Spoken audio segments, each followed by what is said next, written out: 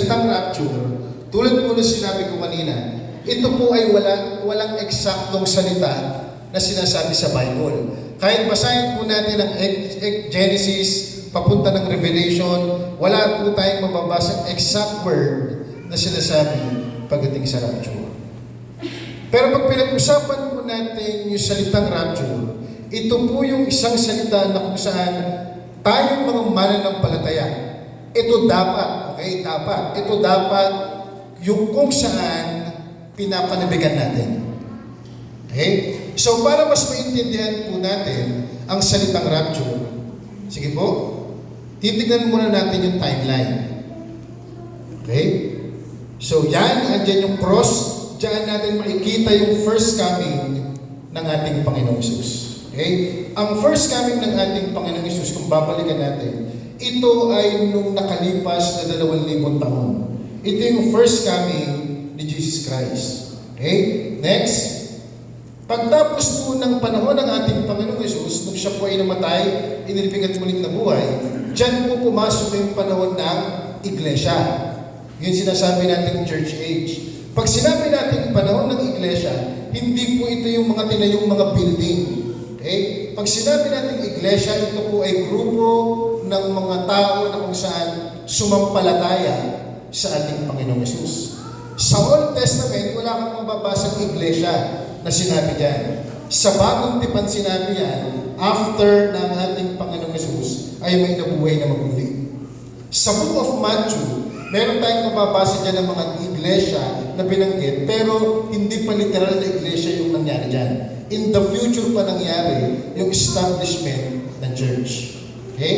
Susunod po na event na mangyayari dyan, walang iba kundi yung rapture, na kung saan ito yung pag-uusapan po natin. At pagtapos po ng rapture, dyan napapasok yung tinatawag natin, malinaw naman po yung picture, no? Diyan papasok yung tinatawag natin na 7 taong dakilang kapighatian. Pag sinabi natin tribulation ay kapighatian, taon na kung saan puro kahirapan yung mararanasan natin. Okay? Puro kahirapan yung mararanasan natin. At pag sinabi natin tribulation period, ito yung panahon na kung saan, ang sabi nga sa Book of Matthew, ito yung hindi pa nararanasan ng kahit na sino mang tao na nabubuhay dito sa mundo. Ibig sabihin, yung paghihirap na mangyayari sa 7 years tribulation, mas matindi sa COVID, mas matindi sa gera na nangyayari sa Israel. Bakit? Kasi sabi ng Bible, ng ating Panginoong Hesus, ito yung paghihirap na hindi pa nararanasan ng kahit na sino mang nabuhay. Kahit na sa panahon ni Hitler, no? Kung matindi na yung gera noon, mas matindi yung mangyayari sa panahon ng 7 years tribulation. At pagtapos ng 7 years tribulation, dito na po mangyayari yung second coming of Christ. Dito, sinabi dito yung first coming of Christ, nagkatawang tao ang ating Panginoong Hesus, at dito merong mangyayaring second coming of Christ. Pagtapos ng second coming of Christ, okay, dyan na po papasok ang tinatawag natin na the Millennial Kingdom. Ngayon, dito sa dalawang senaryo na ito, dito madalas nagkakaroon ng problema. Dahil akala nung iba, ang rapture at ang second coming of Christ ay parehas. Okay? Maraming mga group of Christians ngayon, mga denomination ngayon, na para sa kanila, ang rapture na ito at ang second coming of Christ ay iisa lang, iisang event lang. Ngayon, ipapaliwanag po natin bakit kinakailangan nating maintindihan sa panahon natin ngayon yung salitang rapture. Ang topic po natin ay about the imminency of the rapture. Pag sinabi natin imminency, ang sabi ko sa Google, pag sinabi natin imminent is about to happen. Okay? Kahit na anong gawin mo, mangyayari yan. Hindi mo siya kayang pigilan. Okay? Pag sinabi mong imminent is about to happen, mangyayari at mangyayari. Pag sinabi natin rapture, sa salitang Greek, ang ibig sabihin niyan ay harpaso. Na ang ibig sabihin, caught up. Okay? So pag pinag-usapan po natin yung imminency of the rapture, ito yung isang bagay na kung saan Kahit na anong gawin mong pray, kahit manalangin ka na manalangin na, Lord, huwag ka munang babalik. Kasi nagpapagawa pa ako ng bahay. Kami nga, nagpapagawa rin kami ng bahay. Tapos yung church namin ginagawa pa. Ang dami pa namin prayer. Kahit na anong pray yung gawin mo, nasasabihin mo, Lord, matapos lang po muna to. Makapasa muna ako sa board exam. Makatapos muna yung pag-anak ko sa pag-aaral. Tsaka na po kayo bumalik. Hindi po natin mapipigilan. Ang pagdating ng Panginoon ay imminent. Walang sino man ang makakapigil dyan. Ngayon, tingnan po natin. Pag pinag-usapan po natin yung imminency, okay, yung mga mangyayari, tingnan po natin yung John chapter 14, verse 1 hanggang verse 3. Ang sabi dyan, huwag mapagabag ang iyong kalooban, sumumpalataya kayo sa Diyos, sumumpalataya din naman kayo sa akin.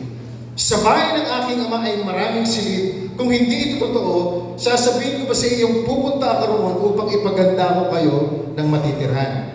At kapag naipaganda ko na kayo ng matitirhan, ako'y babalik at isasama ko kayo upang kung kayo'y makapiling ko kung saan ako naroroon. Bakit natin sinabing ang rapture ay imminent?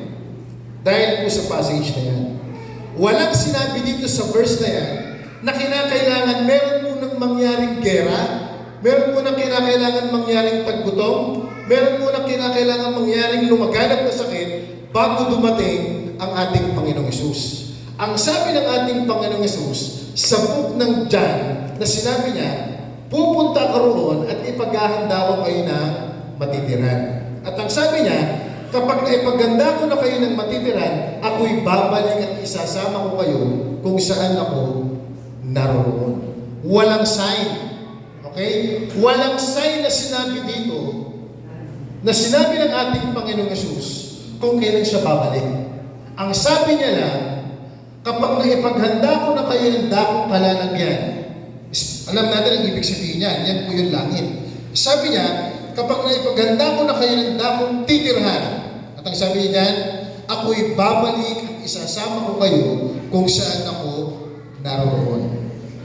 Kaya pag pinag-usapan po natin yung pagbalik ng Panginoon, yung sinasabi nating rapture, yung pagkuha niya sa lahat ng mga mananampalataya, wala mo nakakaalam. At kapag pinag-usapan din po natin yung rapture, tandaan po natin, wala tayong passage na makikita sa Bible na ang kausap pag sinasabi ni Paul yung salitang rapture, meron siyang kausap na mga non-believer. Lahat lang ng sinasabihan ni Paul pagdating sa rapture ay mga mananampalataya. Kasi walang mga non-believer na makakasama sa rapture. Lahat lang ng makakasama sa rapture, lahat lang ng sumampalataya sa ating Panginoong Hesus. Okay? So kung meron man dito sa atin ngayong oras po na ito, yung wala pa tayong personal relationship sa Panginoon, tanggapin mo na si Lord. Kasi hindi pa para sa itong message na to. Hanggat hindi mo sinasampalataya na si Kristo, hindi pa para sa iyo ang rapture. Hindi ka pa rin makakasama. Okay? Kahit maintindihan mo to, hindi ka pa rin makakasama. Ngayon, tingnan naman natin. Ano naman yung passage na nagpapakita sa atin ng rapture?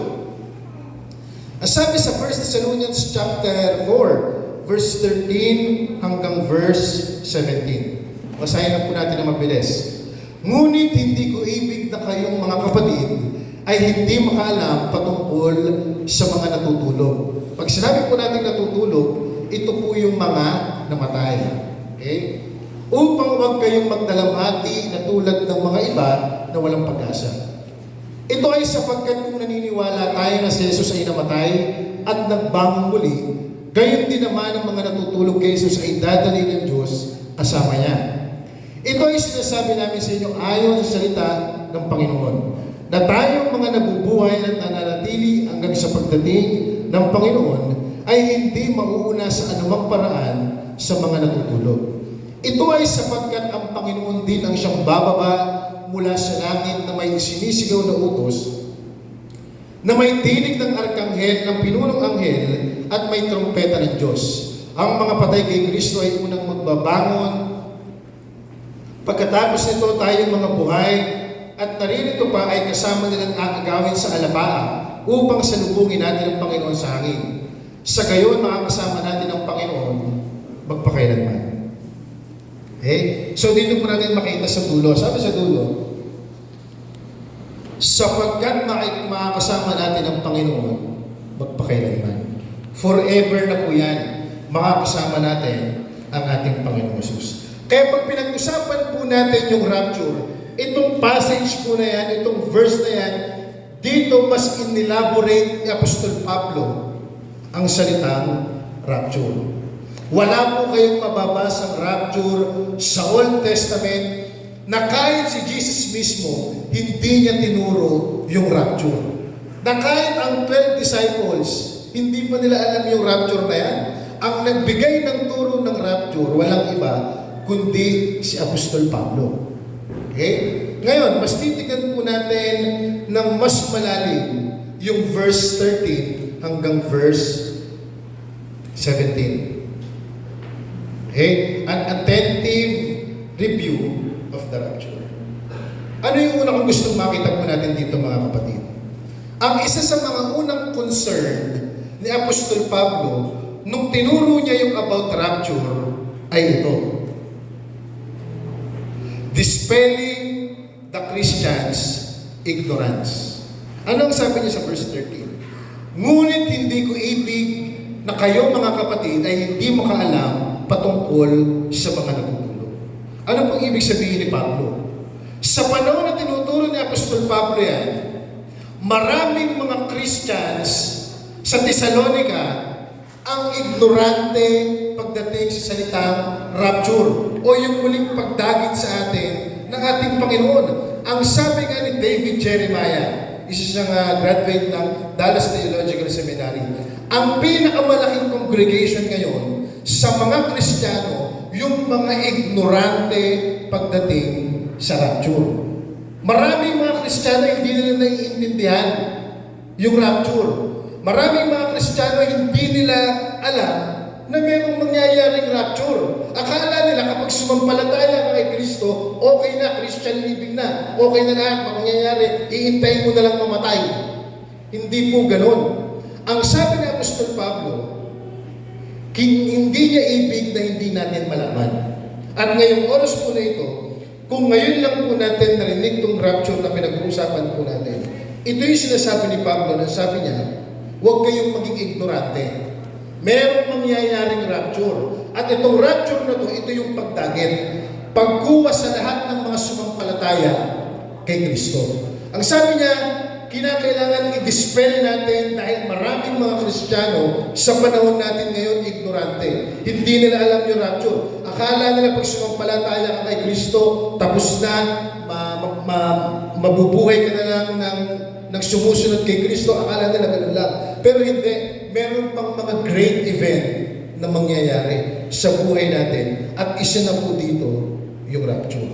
Okay? So sabi niya ni Paul, unang concern niya, babaliin niya yung mga paniniwala ng mga Christian na ignorante pagdating sa rapture. Alam niyo, mga kapatid, pag pinag-usapan natin yung rapture, ito yung pinakamagandang event na mangyayari sa buhay ng mga mananampalataya.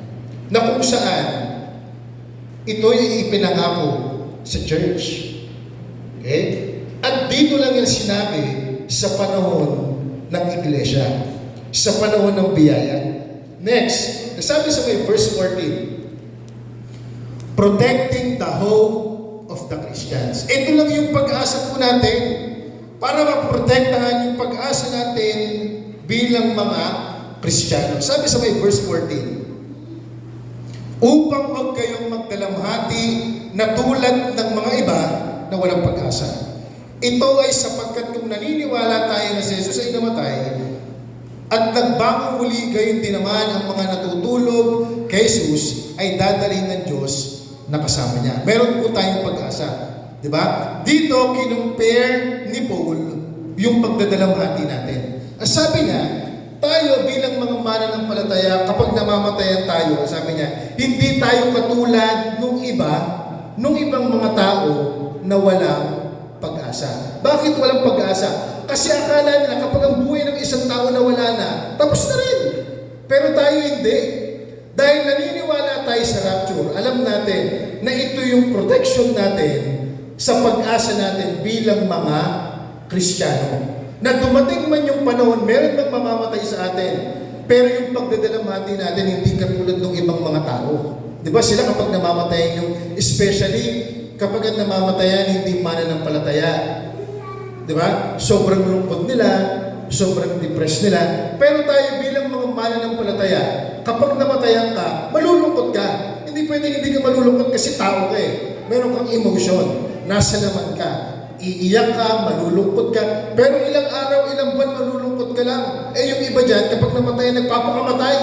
Di ba? Pero kapag Kristiyano ka, ito yung protection mo dahil meron kang pag-asa. Na alam mo, darating yung Panginoon na sabi diyan, kung ikaw ay naniniwala, tayo na si Jesus ay namatay at nagbangon muli. Okay? Sabi niya, gayon din naman ang mga natutulog o yung mga namatay kay Jesus ay dadalhin ng Diyos kasama niya. Imagine, kapag namatay pala ngayon ng isang taong mananampalataya, sinong kasama niya? Si Jesus. Kasama niya na si Jesus. Sino mas masaya ngayon ang kalagayan? Ikaw o siya? Siya. Kasi pagdating mo sa langit, kaya nga sabi natin, di ba, lagi natin sinasabi, ang kamatayan kung minsan nakakatakot siya.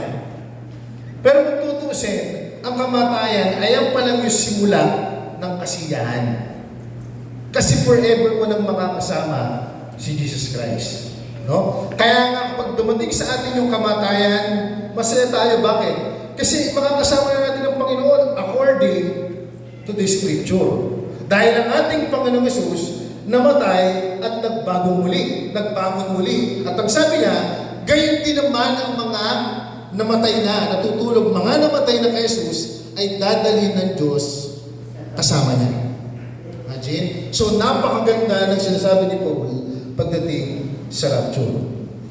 Pangatlo, sabi sa may verse 15, the definite promise of the rapture. Sabi sa verse 15, ito ay sinasabi namin sa inyo ayon sa salita ng Panginoon, na tayong nabubuhay at nanatiling hanggang sa pagdating ng Panginoon ay hindi mauuna sa anumang paraan sa mga natutulog. Ito po yung pangako ng Lord sa atin.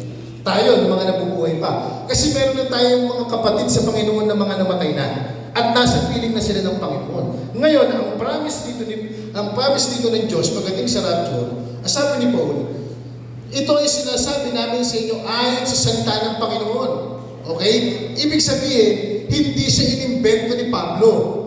Sabi niya, sinasabi namin ito sa inyo sa salita ng Panginoon na tayong mga nabubuhay, sino po ito? Tayo. Okay? At mga nananatili hanggang sa pagdating ng Panginoon ay hindi mauuna sa anumang paraan sa mga natutulog. Okay? So, meron pala tayong tinatawag na pagkakasunod-sunod.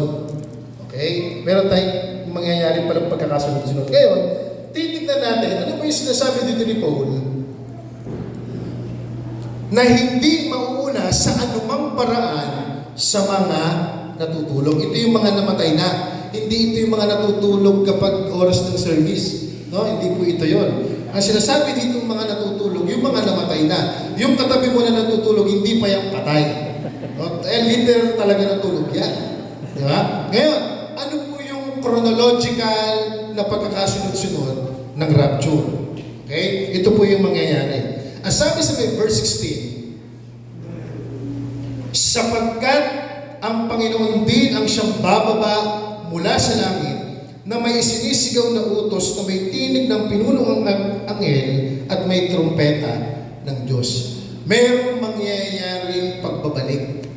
Okay? Merong mangyayaring pagbabalik. Ngayon, itong pagbabalik na gagawin ng ating Panginoong Yesus, hindi po ito second coming.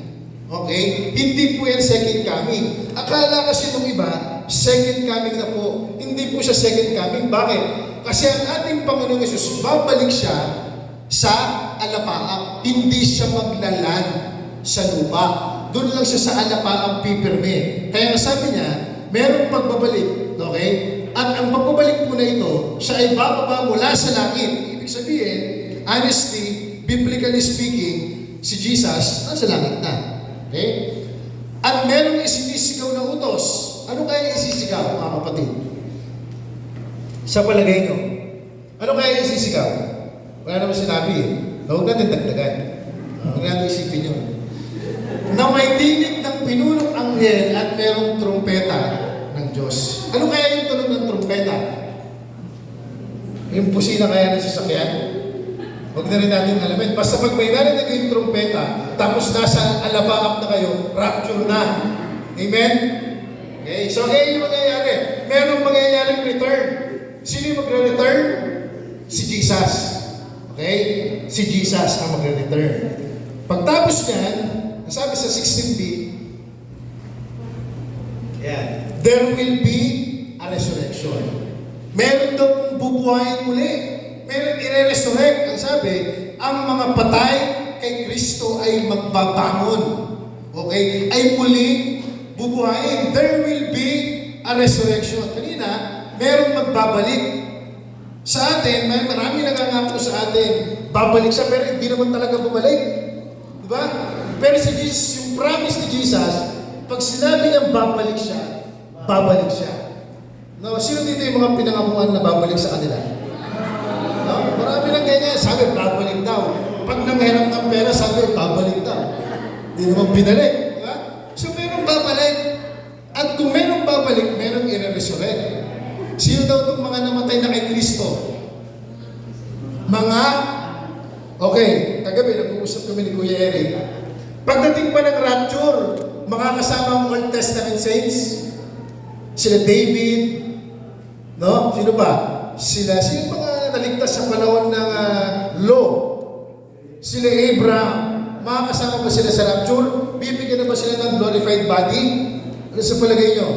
Hindi tayo mag-aaway. Titignan lang natin yung pinag-aaralan natin. Kung anong posisyon nyo, yun ang posisyon nyo. Okay lang. Pero kami ni Kuya Eric, yun yung posisyon namin. Sino may sasabing kasama ang Old Testament saints? So, lahat tayo naniniwala kasi hindi kasama. Okay? Anong clue? Ito na. Ang sabi dyan, ang mga namatay kay Kristo. Tandaan natin, sa Old Testament, hindi si Kristo ang tinanggap nila. Hindi si Kristo ang sinampalatayanan nila. Pero sa panahon natin ngayon, malinaw si Kristo. Okay? Malinaw. Sino sinampalatayanan nila sa Old Testament? Ang God the Father. Si Jesus ba nag-i-exist na? Andyan na siya in spirit. Pero in literal way, wala pa si Jesus. Okay? Kaya nga nung pinag-uusapan namin, hanggang oras ba ako dito? Kaya nga nung pag pinag-uusapan natin si Pablo, isang maganda example si Pablo. Si Pablo nung papunta sa lugar ng Damasco, kinatagpo siya ng ating Panginoong Hesus na nagkaroon ng malaking liwanag. Ano ang unang tanong ni Pablo? Sino ka baga, Panginoon?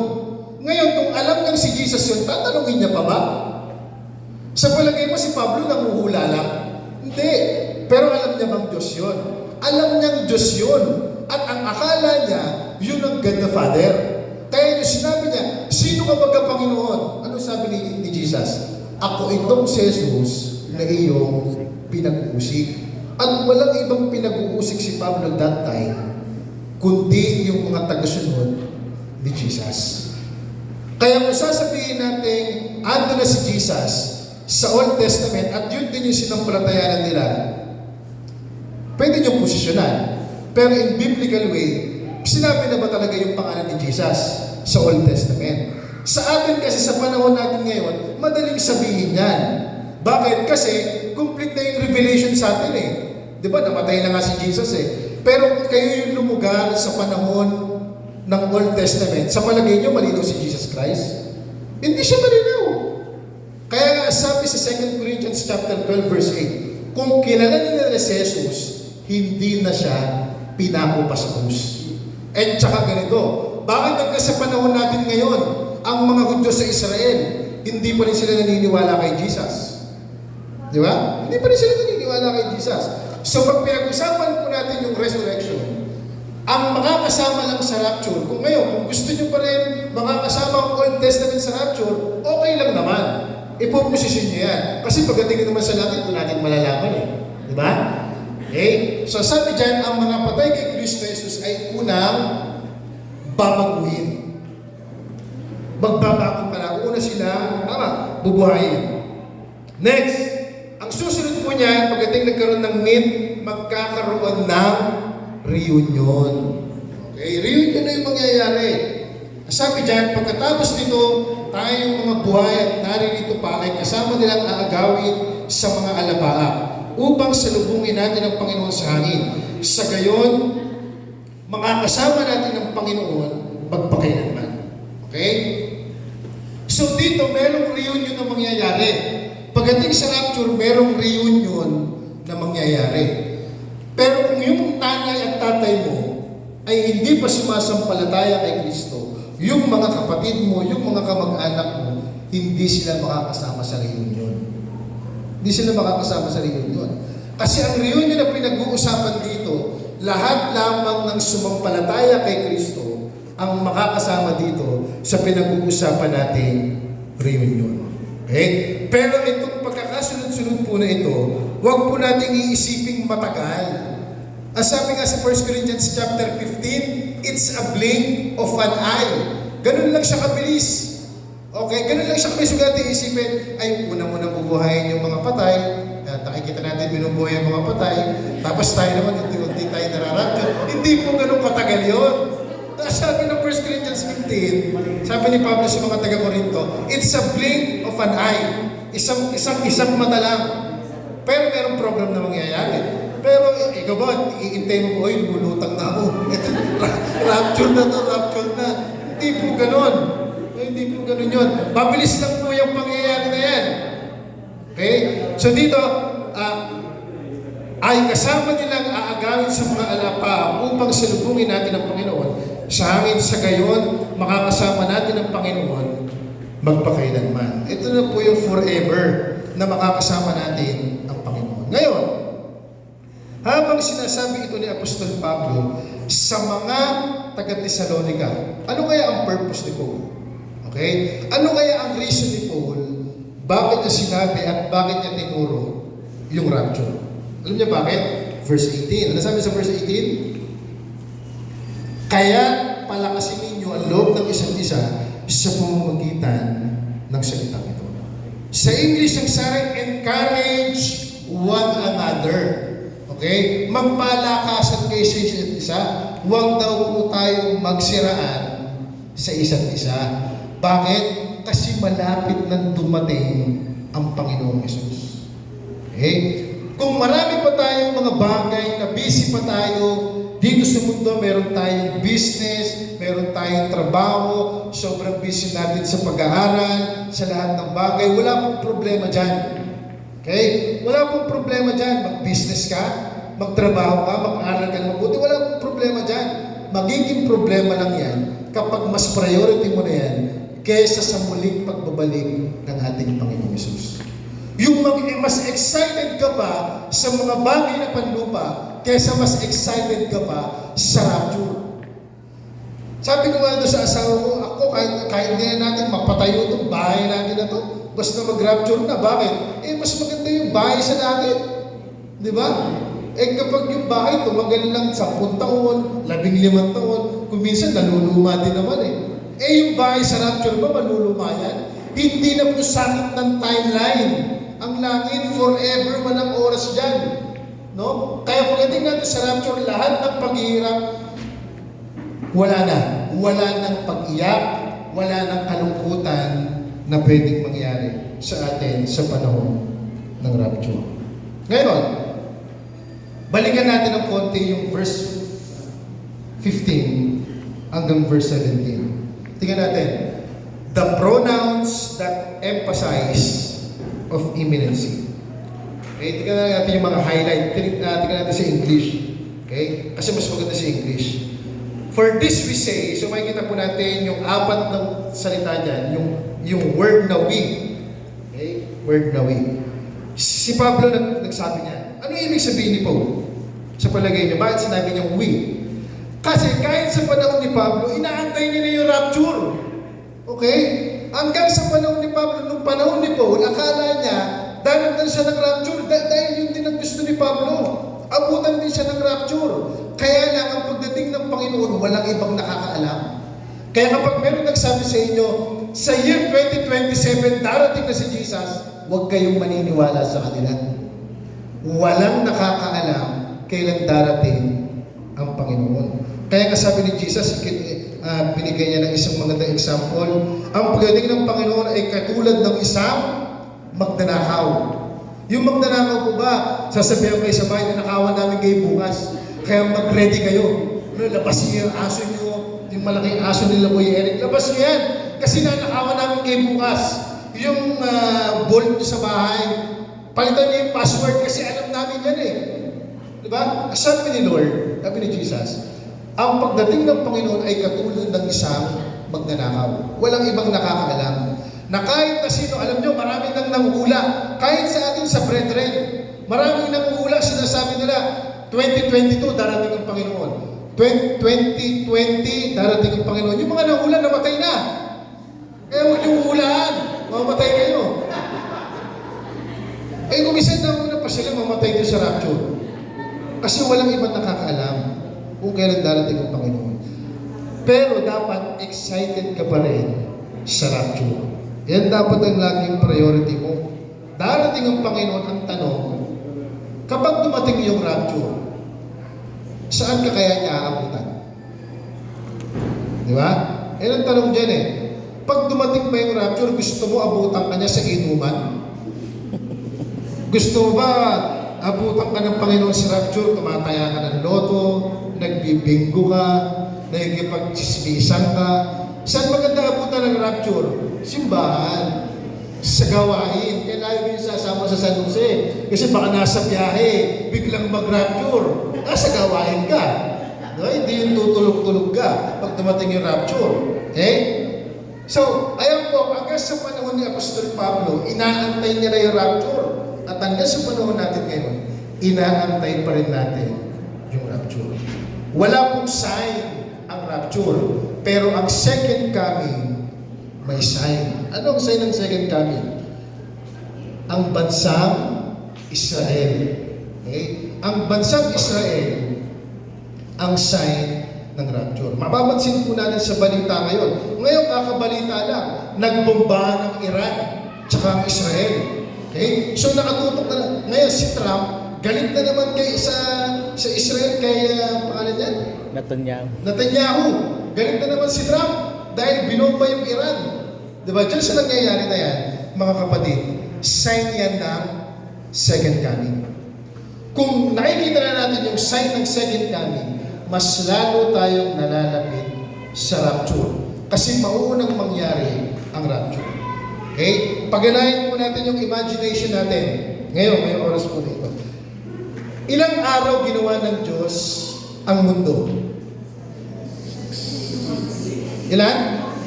6. Kasi nung 7, nagpahinga siya. At anong sabi ni Lord nung ginawa niya yung mundo? Ano sabi niya? It's good.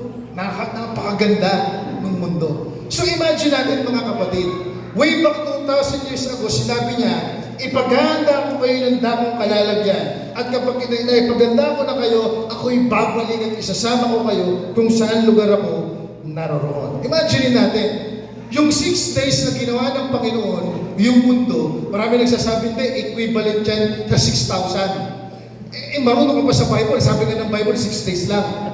Diba? Huwag mo nang dagdagan, sabi nga niya, 6 days lang eh. Kaya huwag mo nang dagdagan pa, pinahahaba ko pa eh. Sabi nga ng Lord, 6 days niya lang ginawa, ikaw gusto mo, 6,000. Diba? Literal interpretation tayo. Ngayon, imagine natin, kung 6 days, ginawa ni Lord yung mundo, napakaganda, imagine po natin, gaano nakaganda yung langit sa panahon natin ngayon. Di ba? Almost 2,000 years ago, nung sinabi niya na ipaganda ko kayo ng damong kalalagyan. 6 days nga, ang ganda na eh. Pangit lang si Satanas eh. Yung ugali ni Satanas, pero si Satanas, anghel siya. Anghel. So, gano'n na kaya kaganda yung langit na kung saan inihanda sa atin ng Panginoon. No? Si Eva Nadan nga, sobrang ganda ng Garden of Eden. Di ba? Tapos, nung umakyat si John, di ba, tama? Yung pinasilip sa kanya yung langit. Ano sabi ni John? Walang maipapantay sa kagandahan na nakita niya. Hindi niya kayang i-describe. Kailan pa nangyari yung kay John? Ano pa ngayon? Mas malayo na yung panahon natin kay John. So kung i-imagine natin yung rapture sa panahon natin ngayon, walang bahay dito sa mundo. Kahit yung mga bahay sa Forbes, Makati. Walang, di ba pag napupunta kayo, napapadaan ba kayo ng Corinthians? Diyan sa may EDSA?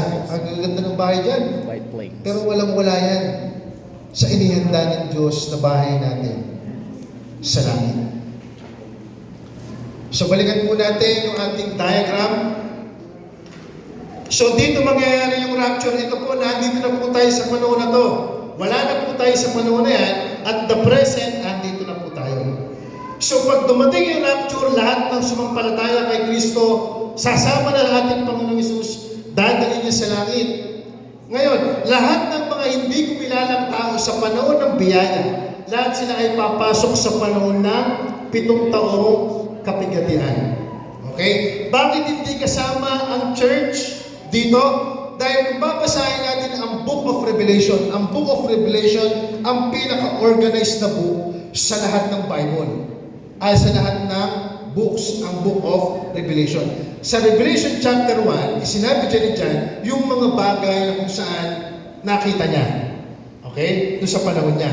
Sa Revelation chapter 2, kapag binasa mo yan, dyan mo naman mababasa yung mga church. At hanggang sa panahon natin ngayon, mababasa mo yung present time natin kapag binasa mo ang Revelation chapter 2, na tayo ay nasa panahon na ng Laodicean Church. Okay? Nasa Laodicean Church na tayo. Pagdating ng chapter 3, okay?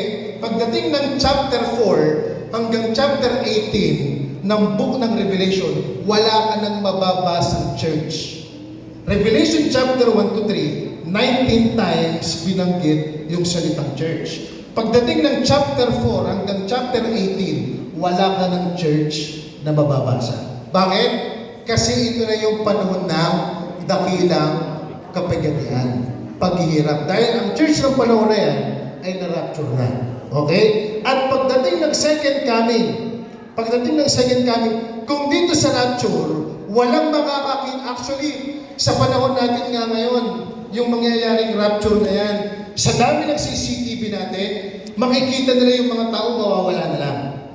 Okay? Maraming makaka-witness na yung mga tao mawawala na lang. Pero, parang magic. Kasi mabilis yung pangyayari, parang magic. Pero makikita lahat sa CCTV yan. Okay? So dito, pag pinag-usapan natin yung rapture, walang makakakita. Pero pag pinag-usapan natin yung second coming, lahat ng tao sa panahon dito na nakaligtas at yung mga antichrist na sumama sa antichrist, dito, pagdating ng second coming, makikita nila literally ang Panginoon. Okay?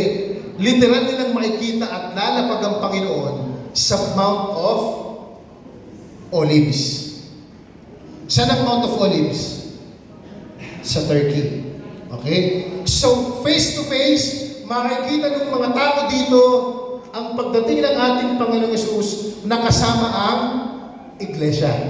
Kasama ang church. Kasama ang church sa pagbaba sa second coming. Kasi pagdating ng millennial, kasama ang church dito. Tsaka yung mga martir na hindi nagpatatak, papasok dito sa panahon na millennial kingdom. Okay? So bago ako magbigay sa inyo ng challenge, okay na po yung audio natin. Okay, yung audio. Kasi meron video dito na gusto kong panoorin po natin. Okay na po yung audio para pag pinlay ko na yan. Okay, so yan po, dyan tinanood po natin, yung mga pwedeng mangyari sa rapture. Kaya pag dumating po yung rapture, magkakaroon ng tinatawag natin na the great chaos. Magkakaroon ng isang malaking kaguluhan. Bakit? Kasi may mga eroplanong babagsak, maraming mamamatay, magkakabanggaan, dahil yung mga driver, mga believer. Di ba? Tapos magkakagulo sa buong ospital kasi ang mga baby, ligtas sila. So lahat ng baby mawawala, magugulat yung mga nanay, asa na yung mga anak nila, at maraming mga, ayun mangyayari na panahon na kung saan maraming mga tao mawawala na lang, hindi na matatagpuan.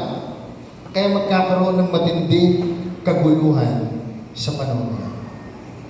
Kaya kung ikaw ay hindi pa sumasampalataya sa Panginoon, may iwan ka.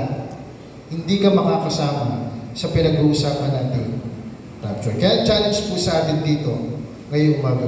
Ikaw, tayo, nandito ngayon. Ready ka na ba? Okay? Na kapag dumating si Jesus, kinuha niya na lahat ng sumampalataya sa Kanya, ready ka na ba? O may iwan ka? Okay, yan po yung challenge sa atin ngayong umaga po.